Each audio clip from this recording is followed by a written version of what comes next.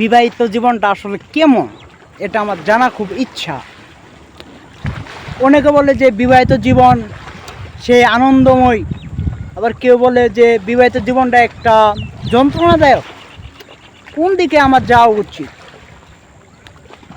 বর্তমানে আমার প্রায় ফ্রেন্ডের মানে বিয়ে বিয়ে করছে ওরা। দেন বর্তমানে আমি একা নদীর পাড়ে একা ঘুরতেছি, কারণ আমার অনেক ফ্রেন্ডের তারা বিয়ে করছে।